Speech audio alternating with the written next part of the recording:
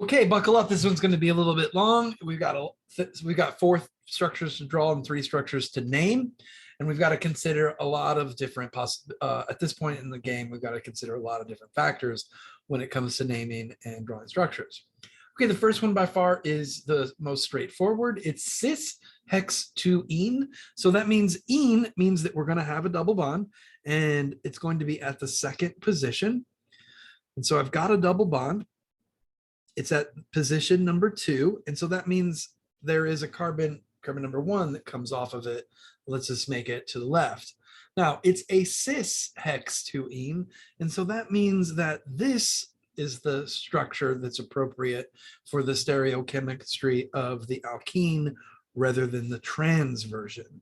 So it's 1, 2, 3, 4, 5, 6 carbons. There's my cis hex 2-ene.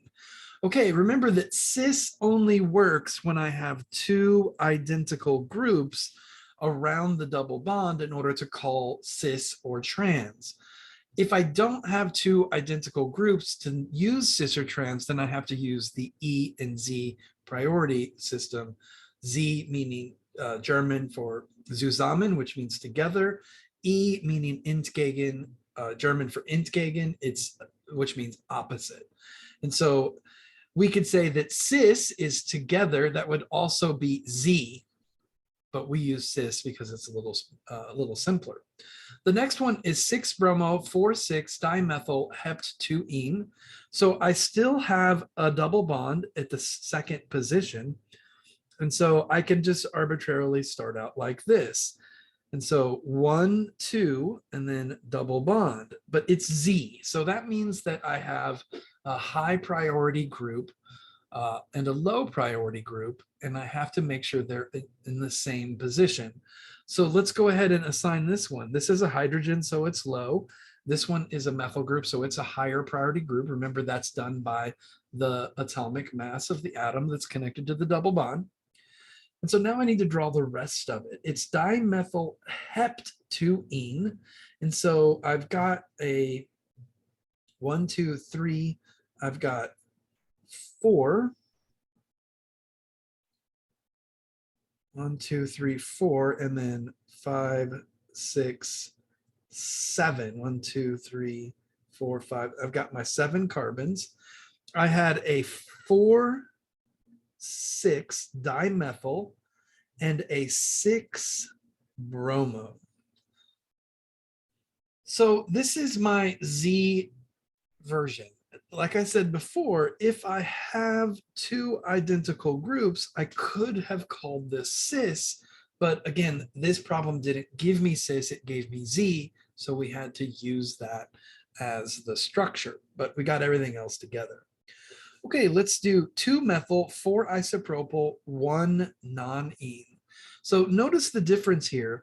You have 1 non-ene versus hex 2-ene. IUPAC allows you to put the double bond locant before the prefix that represents the number of carbons or before the prefix that represents the functional group. So 1 non-ene would be the same as non-1-ene. You have either option. The other thing I'll notice is that you have isopropyl, and you just have to become familiar with a couple of common group names. IUPAC, again, allows those common group names, so you have to know what they are, particularly isopropyl. Isopropyl is 1-methyl ethyl, and so that's an isopropyl group. All right, but now let's see. I've got non-ene, 1 non-ene, so that means my double bond happens first. So that was 1, 2, 3, 4, 5, 6, 7, 8, 9. I have a 4 isopropyl, so 1, 2, 3, 4. The isopropyl group happens here. And then I have a 2-methyl group. And so that guy looks there. Since there's no stereochemistry involved, since these groups are identical, I've got 2 hydrogens there. So they're both, there's not an E or a Z. All right, got that one down. So let's take a look at E, 5 bromo, 4 chloro, 7, 7, dimethyl oct 4-ene. So it's an octene, and it's at the 4th position. So 1, 2, 3, 4. Here's my double bond. Now I have to figure out the rest. I need to draw the correct stereochemistry. And so it's E, it's entgegen, it's opposite. And so I need to sort that out. I've got a 4 chloro and a 5 bromo. Let's go ahead and put the 4 chloro on there. 1, 2, 3, 4. That's right there at the double bond. So I've got my 4 chloro group there. And so now I need to put the bromo group and the rest of the carbon chain in the correct position. And so the question is do I put carbon here and bromine here or vice versa? Well, what would be higher priority? In the case of carbon versus bromine, bromine would be higher priority. Carbon would be lower priority. And so in this case, I would have a situation that's the E, opposite configuration. So that means I do know where I want my bromine. I do want the bromine in the position that's trans from the chlorine. So I've got that figured out. Now I need to put the rest of it together. So that was 1, 2, 3, 4, 5, 6, 7, 8. And so it's an oct for ene, and I've got 7, 7 dimethyl. And so now I have finished my structure. Okay, again, drawing structures is much easier than naming structures. And here we are naming a structure. Okay, we have to number the structure through the double bond. So even if there's a single bond situation that's longer, double bond is higher priority. So we have to number through it. And then we number in the direction that gets us to the double bond the fastest. And so in that case, that's going to be 2 in that position. So it's 1, 2, 3, 4, 5, 6, 7. So it's a hept 2-ene. And then I have 2 groups. I have a methyl group and I have a propyl group. And of course, the methyl group has no stereochemistry, but the propyl group does. And so I need to sort that out. So keep in mind, there's going to be a hydrogen there. That's going to be 4. This is going to be the higher priority group because it has more branching. This is going to be the next highest priority group because it's longer and it has the double bond. So this is the lowest of the carbon group. So it's 1, 2, 3. This way, that's counterclockwise, it's S. Now, what about the stereochemistry? Well, I've got a hydrogen here and a hydrogen here. That's opposite, so low priority, opposite. So the stereochemistry around the double bond is E. So in order to put the stereochemistry together, I would go E, S. I don't have to specify the locations because there's only one chiral center and there's only one double bond, so the reader knows which one is which. Now, we said it was I said it was 7 carbons long, but I was actually wrong about that because even though that one is straight, it's 1, 2, 3, 4, 5, 6, 7, 8 carbons long. So I didn't change anything about the stereochemistry, anything that we've identified before, other than the fact that it's actually an oct-2-ene and not a hept-2-ene. So the last thing is this group, and that again, that's a 1-methyl ethyl group.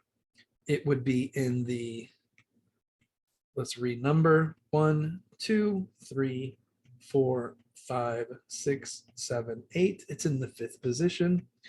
And that's the only group. So it's E, comma, S, comma, 5, 1